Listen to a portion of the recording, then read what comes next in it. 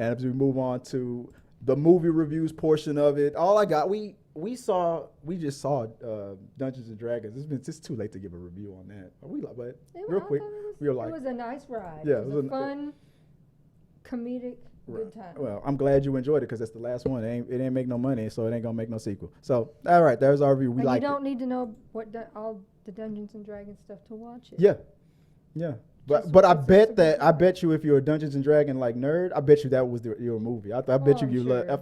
I felt like they said they had a lot of little gems for the Dungeons and Dragons geek. But for the average film goer, that was a good movie. All right, so I'm going to talk a little bit about Succession series finale. The one thing I saw the whole thing. It was my show. I liked it. Joy didn't watch it with me. I thought it felt like, without any of the murder, I felt like it was like Sopranos in the corporate world, as cutthroat as they were, with less hits. But obviously the family, the Roy family, was based on like loosely based on your Trump types and stuff like that, and how the kids are trying take over the business after Daddy either passes the mic, passes the torch, or passes away. And we find out in the middle of season 4 that he passes away.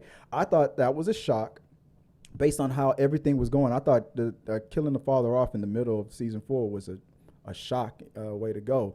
But there was some chatter on Twitter that I agree with. It just didn't feel the same after that. And I chalked it up to, it felt like every episode after his character's death, leading up with Kendall, with Shiv, with Roman, and even the husband Tom, that little weasel. It just felt like you were going through the 5 stages of grief, after his loss. Everything, it just felt emptier. It was still the same show. It's just, but without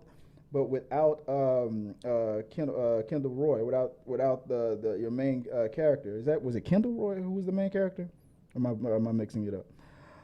Without the dad, it just felt empty. It's like aimless almost. And then the ending, if you haven't seen it, I won't spoil it. I'm gonna equate it to Snowfall. I just recently finished watching Snowfall, and I know the guy was a bad guy. I know he was selling drugs to the community.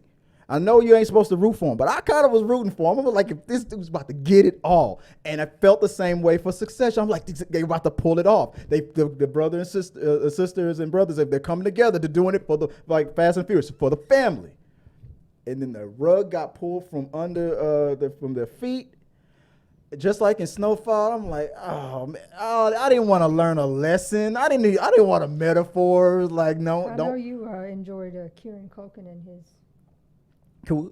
But Macaulay Culkin, Macaulay Culkin was my favorite character with his sick little fetishes. Let me just say it like this: he taught me a lot. All those moves lately that I've been putting on you, Culkin taught me those. Yeah, you enjoy that. Yeah. Hey guys, thanks for watching this video. I really do appreciate it. Hit the subscribe button, like, and comment your thoughts on this topic or any topics that you think that we should talk about in upcoming videos. Also, you can follow us at T3 Medias on Instagram, Twitch, Facebook, TikTok, Twitter, and we also have a T3 Media Studios podcast where we post our movie reviews and episodes of The Rundown. Till next time, guys.